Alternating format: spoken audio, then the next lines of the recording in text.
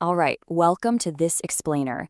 Today, we're going to completely flip the script on how you view human connection by looking right under the hood of your own brain. Most of us tend to think about love in these really poetic terms, like it's just this mysterious force that kind of happens to us. But today, we're going to look at the actual living logic behind why we bond. The goal here is to build a truly wholesome, scientific understanding of what is actually driving our closest relationships.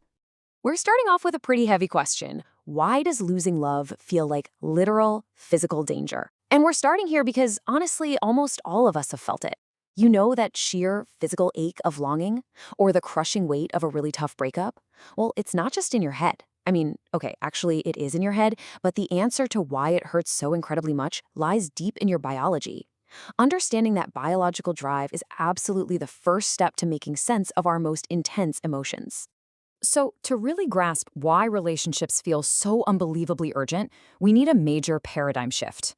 We usually think of love as this sort of decorative emotion, right? Something nice to have, kind of like a beautiful coat of paint on a house. But what your brain actually knows is that love is a highly intelligent, incredibly strict survival system designed specifically to keep us safe. It's not the paint, it's the structural foundation built to protect your body from threat and isolation. To put this into perspective, think of the old city gates of Delhi. Those massive gates weren't built because the city was just feeling paranoid. They were built because the city inside was incredibly valuable. In that exact same way, your brain intensely guards your attachments, not out of weakness, but because the connection inside is incredibly valuable to your literal survival, your security, and your everyday regulation. So if you take away nothing else from this explainer, hold on to this. Love is not just something the brain experiences, it is something the brain protects. Your brain works tirelessly to protect love because it literally equates connection with staying alive.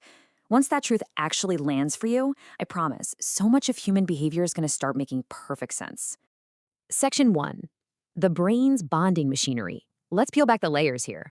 See, bonding isn't just sitting in one single love center in your brain. It's actually built from a bunch of overlapping circuits that are constantly working together behind the scenes. First, your brain assigns special value to a person, basically marking them as a reward.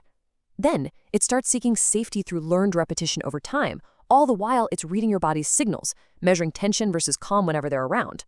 It also pulls heavily from deep memory, storing your entire emotional history with this person. And finally, it uses prediction, constantly calculating, hey, is this closeness actually going to be reliable in the future? It's kind of like how a thermostat works.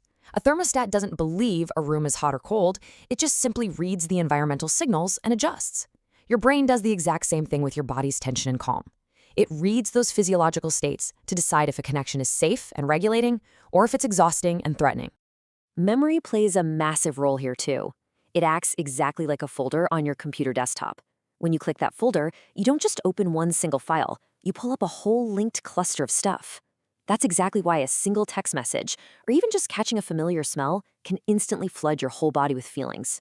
Your brain is literally predicting the future based on an entire stored history of comfort, disappointment, or joy. When we map out this bonding process, the living logic becomes crystal clear. Your brain is constantly asking things like, is this person rewarding? Can I relax with them?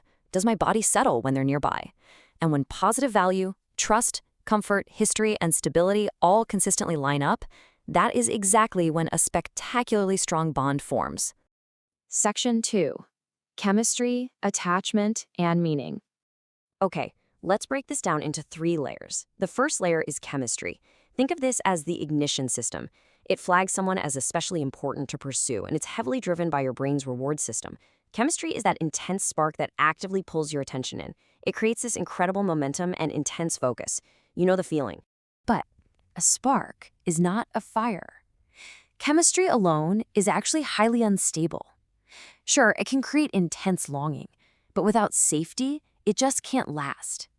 It needs the next layer to transform into an enduring fire that's built on repeated safety. And that next layer is attachment. This is the stability system. This is where your brain actually begins to treat another person as a reliable source of comfort and regulation.